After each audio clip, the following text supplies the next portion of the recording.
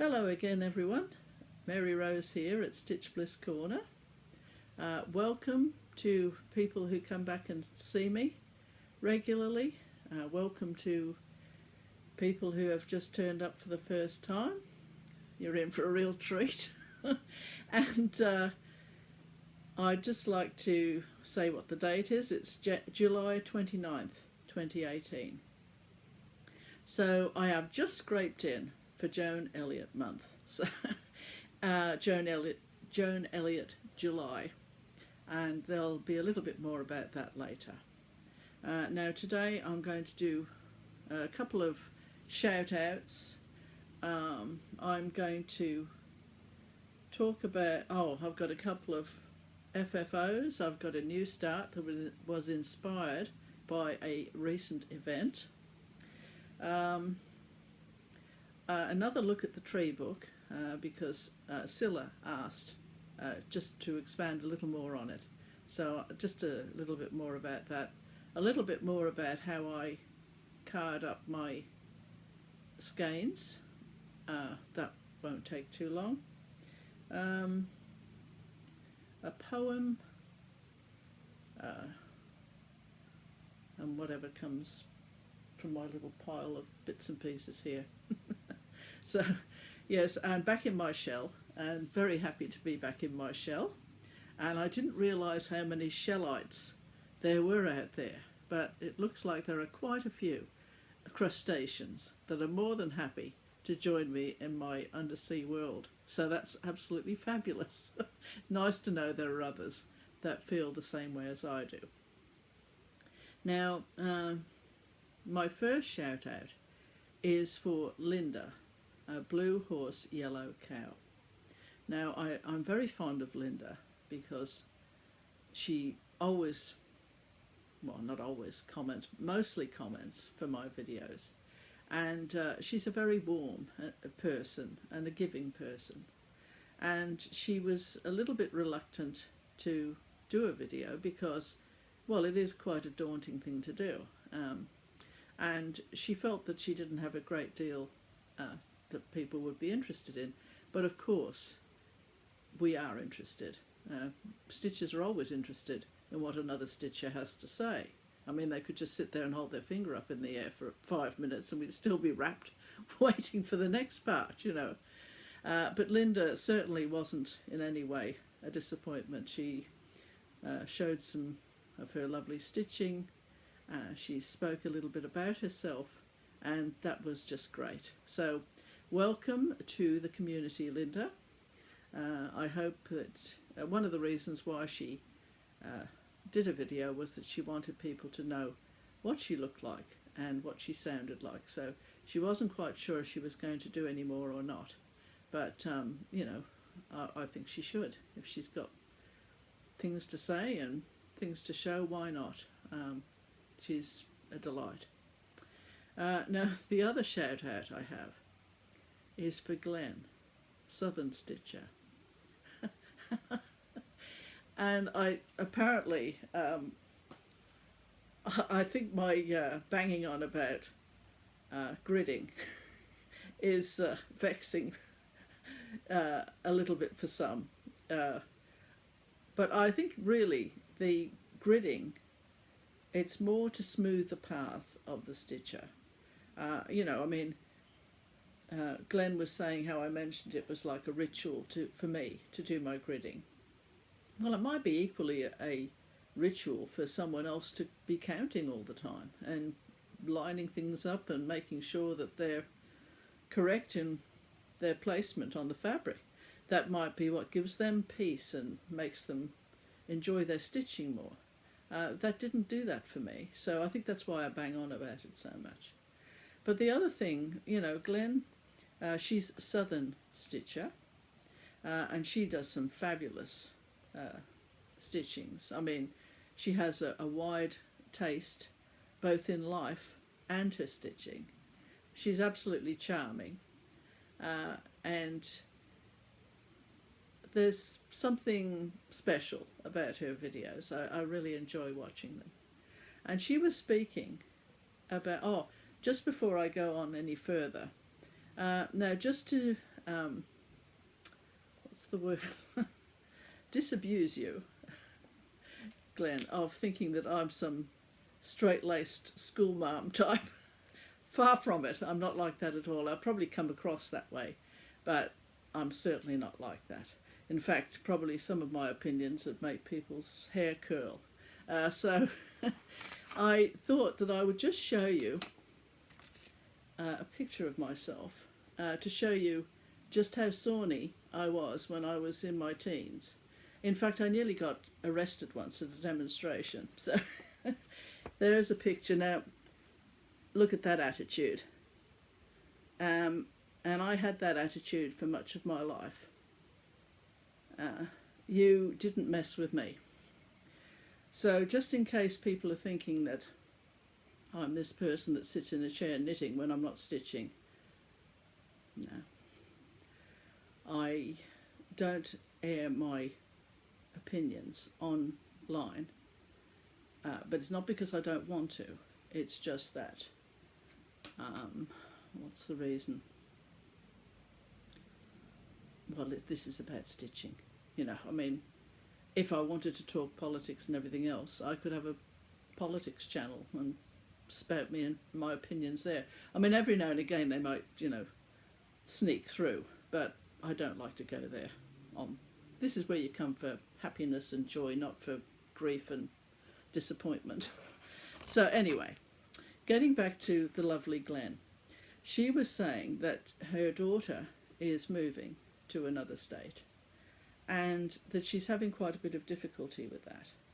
And I mean, I can certainly relate to that because my daughter lived at home for a long time, right up until she didn't, basically. And she had boyfriends and all this kind of thing. And anyway, one day she said to me, oh, you know, I'm going to be moving in with my boyfriend. He's now her husband. And I went to Harlequin in tears and I said, oh, I've lost her. And, you know, it's a big thing, you know, because you knew that her loyalty now was first and foremost going to be to someone else, which is just as it should be, you know. I mean, that's what happens. That's what love does. Anyway, I was reminded by Glenn of a poem that I think is absolutely beautiful. And many viewers will already have seen or heard this poem before. And it's by Kalil Gibran. And it's a book, and I've got the book somewhere. I've got piles of books everywhere, and I can't find it. But it was a little book called The Prophet. And basically, it's about a wise man who is returning back home. He's been visiting an island called Orphalese. And the people on this island ask him for his advice on all different things like marriage and love, and speak to us of this, speak to us of that. And one of the people says to him, speak to us of children. And this is what the prophet says. On children. Your children are not your children. They are the sons and daughters of life's longing for itself. They come through you, but not from you. And though they are with you, yet they belong not to you. You may give them your love, but not your thoughts, for they have their own thoughts. You may house their bodies, but not their souls, for their souls dwell in the house of tomorrow, which you cannot visit, not even in your dreams. You may strive to be like them, but seek not to make them like you. For life goes not backward, nor tarries with yesterday. You are the bows from which your children, as living arrows, are sent forth. The archer sees the mark upon the path of the infinite, and he bends you with his might. That his arrows may go swift and far.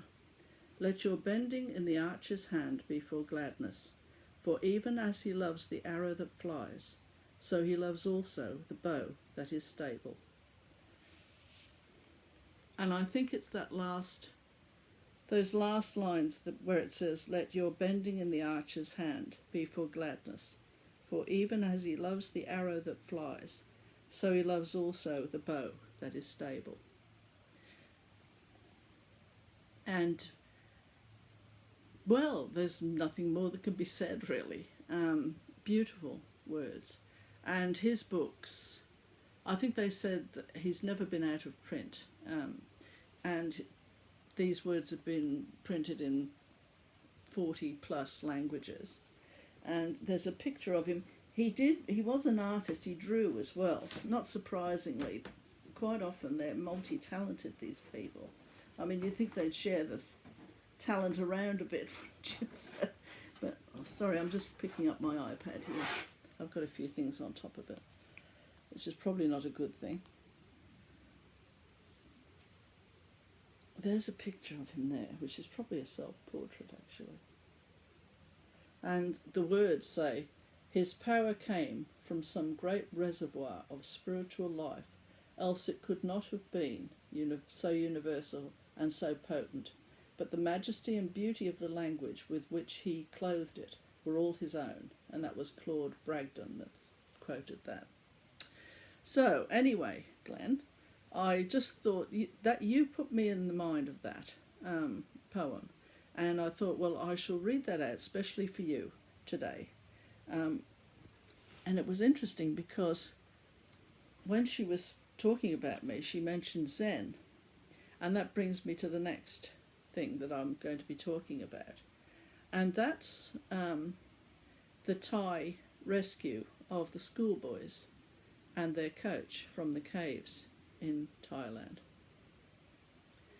I mean, I sort of like my stitching to refer to something, you know. I mean, if you've got something on the wall that reminds you of something, it makes it more meaningful to you. And I had a stitching chart here, or as a kit, for quite some time that I really liked. And when I came back, that was from being away, that was last Sunday. And on Monday morning of this week, I decided to start on this, which I do adore. I think it's lovely. I'll take it out of the shiny. It's a dimensions kit.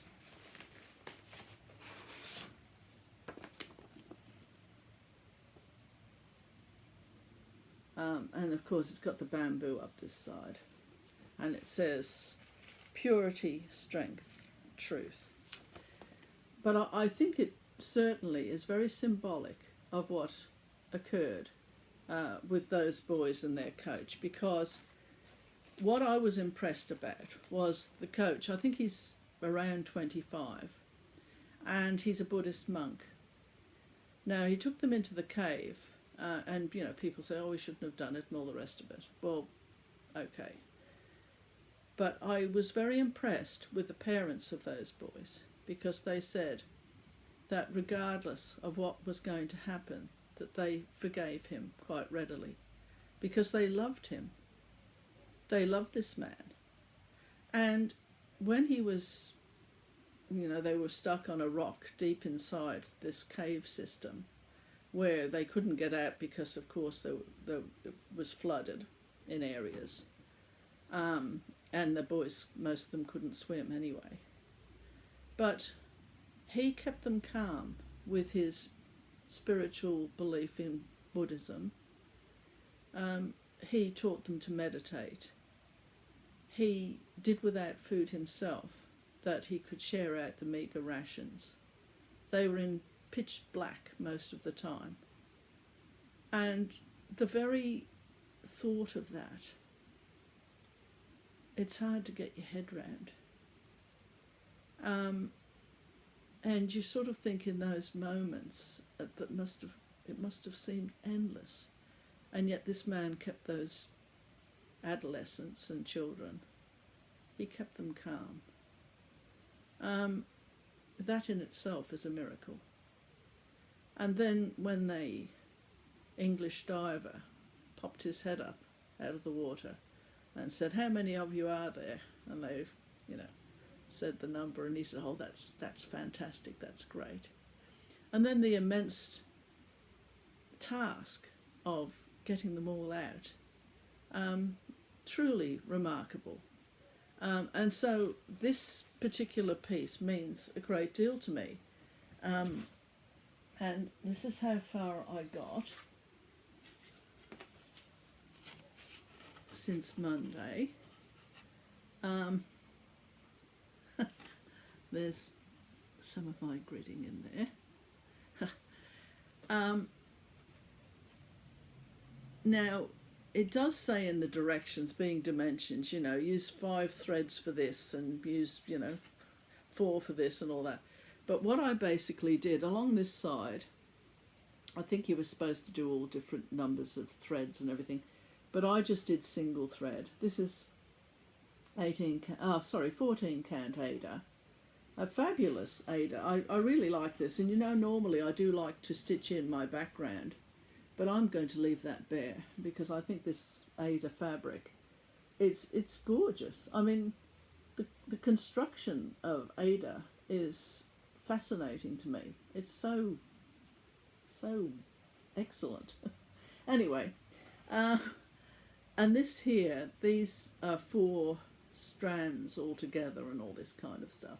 So I just made it up as I went along. If I felt like using 4 strands, I'd use them, and if I felt like using one, I'd use that. So that's that particular piece that will have great meaning for me when it's completed.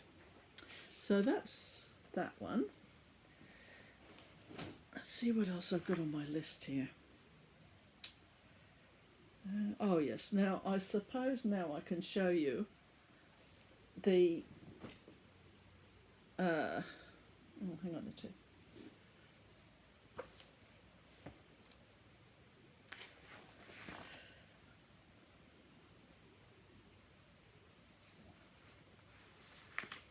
Now, as usual, I think I'll probably have to go off script, I think.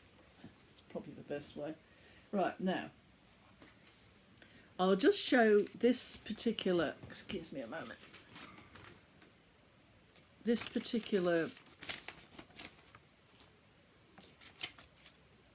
part of where I just have to show someone. I had everybody listed down here, but of course there's always something that goes, and looks like that little list has disappeared. So whoever was asking, I think it might have been Carmen, but I'm not sure about that, was asking about how I finish when I'm putting my silk on my cotton thread onto my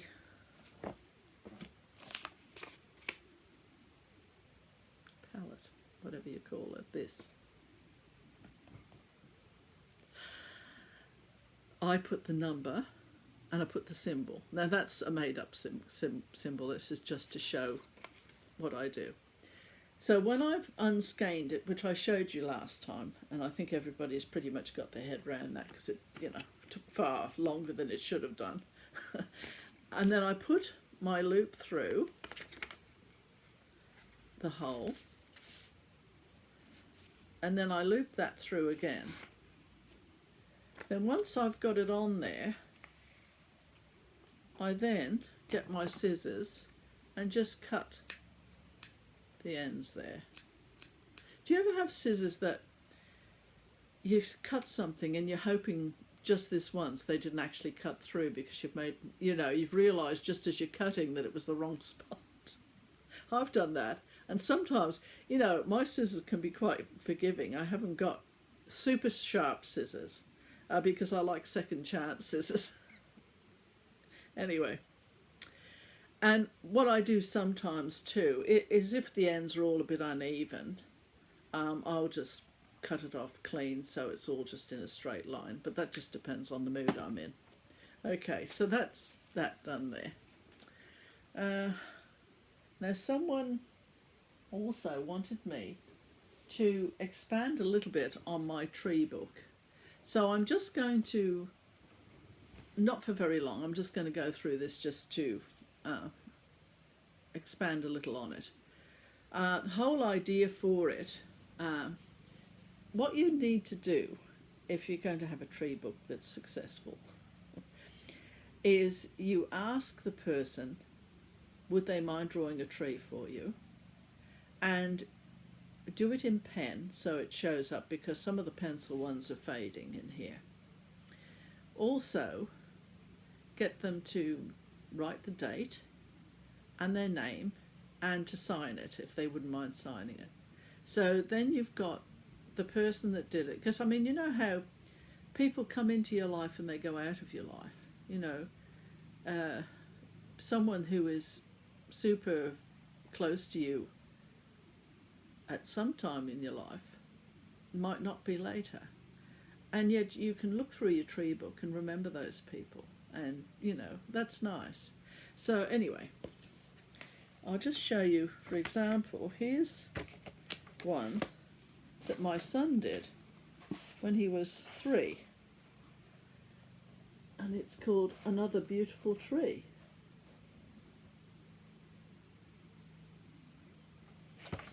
So, I mean, you can get your children to do a tree every year in a book. You know, that's nice. What have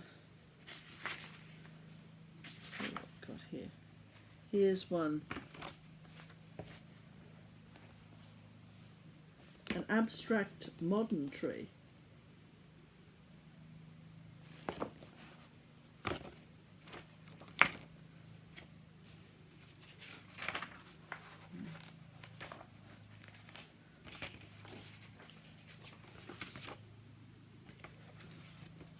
This one's quite nice because it's got he's put a little house there.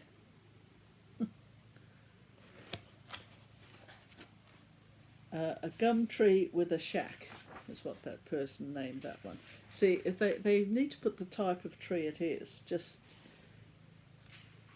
because that's nice as well. Right, just a few more here.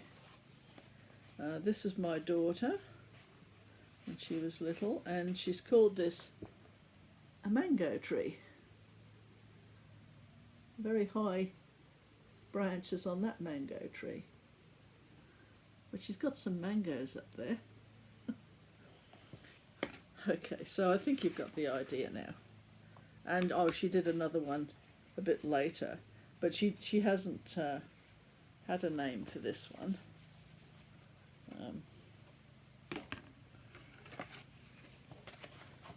So I'm just trying to, honestly, best laid plans.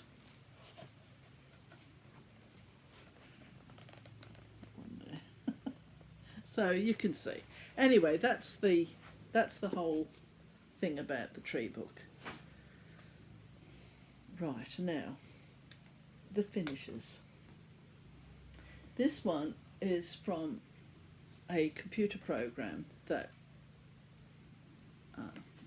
Harlequin put together for me to stitch, and it's a wolf who I call Wolverine. Now, this is $8, this frame, and you might notice a few things. One is, I have used the inside sheet that was with this. You know how they have just a sheet in there to tell you what the sizing is and everything. And it had something written on there, and I've just whited that out. I've used that, I just cut out around the stitching. And you can see that this bottom border here is bigger than this top one. Well, that was because it was going to cut out too much stitching and cut out the top of his ear, which I didn't want. So I just thought, well, who says you've got to have perfectly equal borders on anything? You know, I don't think you need to. So I decided that I would just do it that way. So that's what I've done. And I really do like him. So that's that FFO. And he can go back on the wall very shortly. Then Beach Babies is now in its frame. And now with Beach Babies, I decided, once again, this one actually had a mat in it, but it was too too big, so you could see my stitching. So I got some washi tape that my daughter gave me, and I put the washi tape round over the stitching, but only a little bit over it, and to make up the gap. So it doesn't really even touch it, you know, because washi tape's it hasn't got much adhesive quality to it. So it's not really touching the stitching now, it's just touching the paper. And there's little ice cream, you know, lollipops, or, you know, ice lollies. So I am absolutely thrilled to bits with that. And I must say the men of the household all thought it looked pretty good. You know, the edging was complementary to the children in the picture. Yeah. So anyway, that's that one. When I say the men of the household, I've got my son and my husband here. And so they're the only ones I could ask what they thought of it. Okay, now then, what is the next thing? Have a look at my little list here.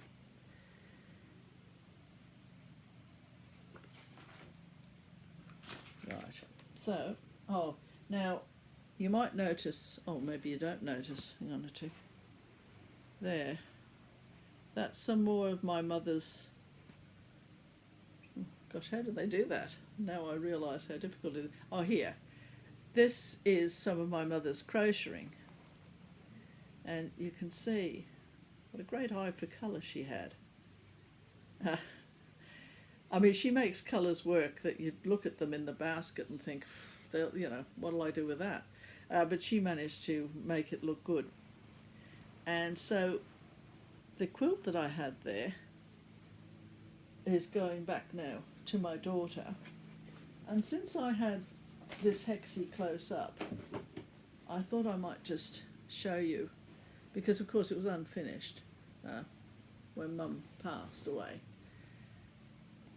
But, you know, still got Mum on it. And it was like the English paper piecing style, you know. I mean, how precious is that? How precious is that? I mean, that, you know. I don't think there are many things that can mean so much to you than something that someone's made like that. You know, it's a bit like a man leaving his carved out pieces that he's done, you know, in woodworking and that sort of thing. Means so much, doesn't it? Anyway, so what am I going to do now? There must be something else.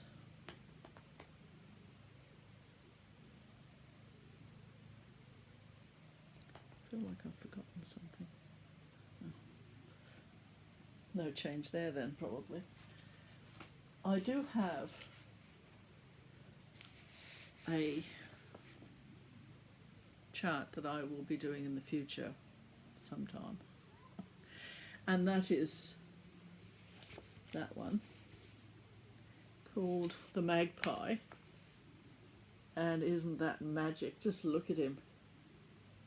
I mean, really, that is just a beautiful scene. The shadows, everything. And you know how people say, what's the point of not starting something? You know, like you've got something all kitted up. You know, you might have 5 things kitted up. And you think, oh, well, if I make a start on it, you know, then when I want to work on it again, it's all there ready for me. And I think people who can cope with that is fine. But I think if I had too many of those, I think it would stress me out. I think I'm much better having everything I need to start something. I mean, when I buy a dimensions kit, for example, when I get it home, the first thing I do, naturally enough, is grid it. Grid the fabric and put it back in. But I don't do anything else. And so really I haven't started on it because I think, you know, maybe subconsciously it can be quite stressing to have 4 or 5 things. You know, I mean, I've got a few things that I want to get back to, and I purposely don't think about them because if I did, it would spoil the joy of what I'm stitching when I'm at the time that I'm stitching it, you know. So, you know, if I have got anything started, I just put it out of my mind. You know, sort of like pigeonholing things. You know, they say that's why, well, it used to be anyway, I don't know now, women go to war as well, but they used to say that men could go to war because the man's brain can pigeonhole things. You know, they can be husband, they can be, you know, they can be soldier, they can be a strategist. You know, they have this capacity to do that, to not think about things, only think about one thing. You know, it's like they call women multitaskers. You know, you can be cooking and you can be having a conversation on the phone and fiddling with your iPad and doing half a dozen things. But from what my observation, generally men, they do one thing and they do it well, and then they do the next thing. Whereas, you know, that just wouldn't work for daily routine of a household. Yeah, I'm sure there are men that can multitask, you know, blah, blah, blah. We've got all this thing now where you have to make exceptions for this, make exceptions. See, now this is where I'm drifting off into the realms of the political world. So I'm going to draw away from that now. Right. So just a few more things before I go.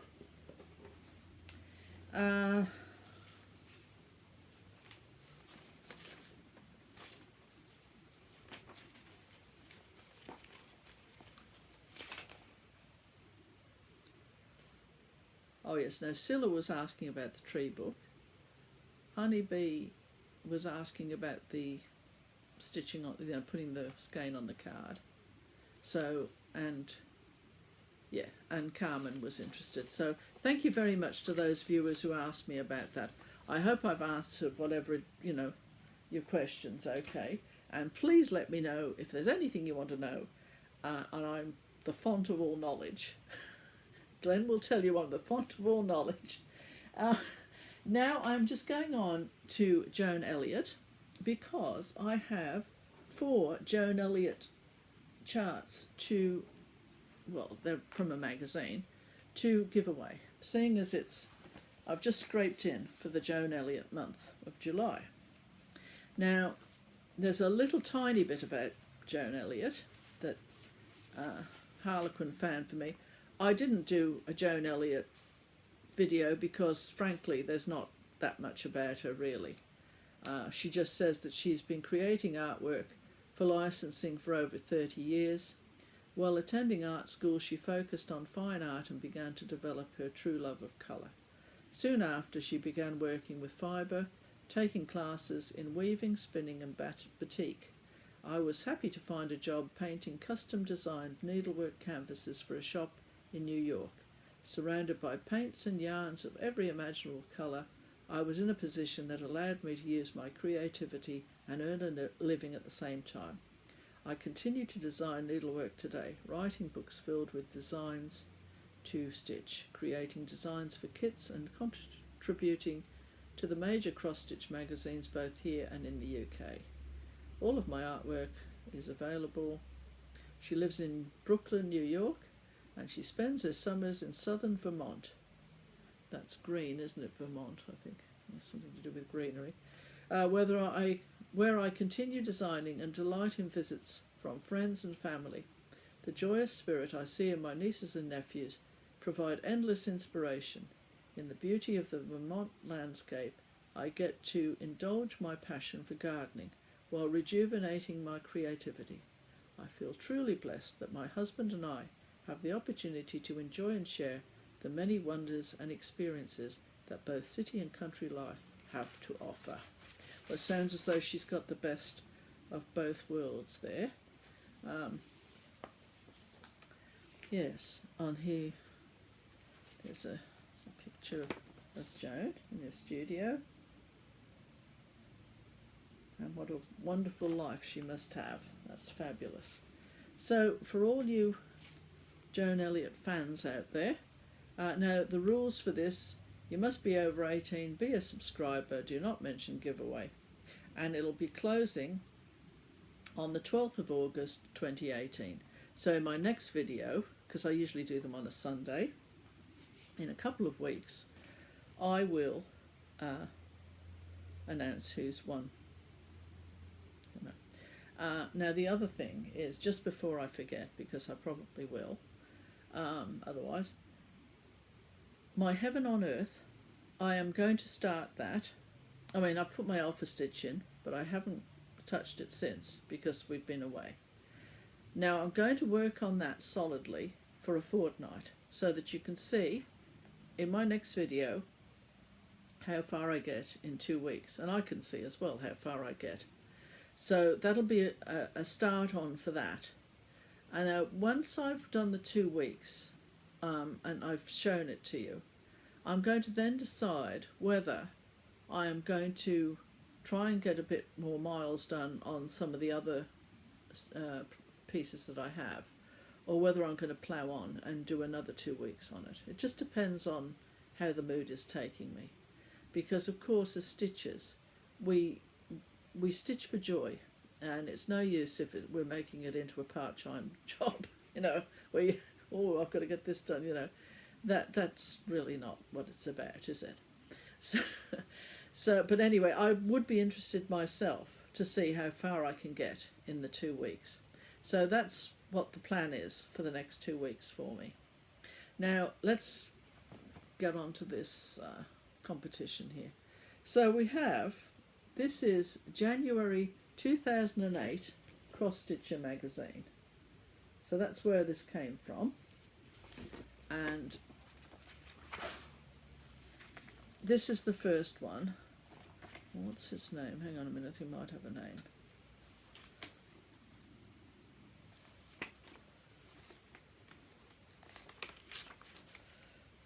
Oh, well, it's called A Knowing Glance, but I think we can safely call it the Unicorn. So if you want this one, just put, I would like to stitch the Unicorn. Okay? I mean, you can put all of them down, but of course it'll just be however it comes out. You know, what order it comes out and everything out of the drawing. So we've got September 2008 cross stitch collection, and this one is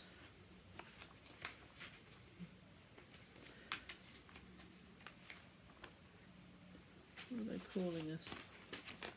Oriental Lady. I would like to stitch Oriental Lady. So that's that one.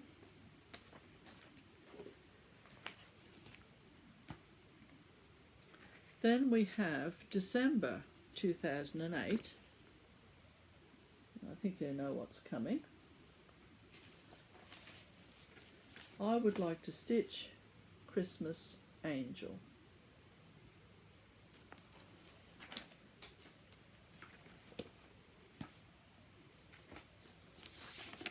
Then this one is from March 2009 cross stitcher, and it's the Phoenix. I would like to stitch the Phoenix. Okay, now to make sure it is a Phoenix from the ashes. Yeah, well, so we've got the Phoenix. I would like to stitch the Phoenix. I would like to stitch the Christmas Angel. I would like to stitch the Oriental Lady.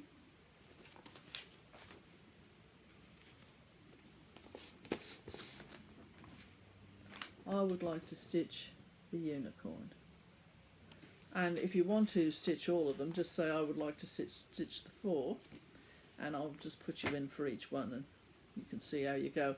You can only win one, of course, so But I mean, any one of those, if you're a Joan Elliott fan, should fit the bill reasonably well, I should imagine. Right, well, I think that's all I have to say to you today. Thank you for joining me. I really thought that I was going to be more orderly, but I think you can't script it too much or else you're not yourself, are you? I mean, that's no good.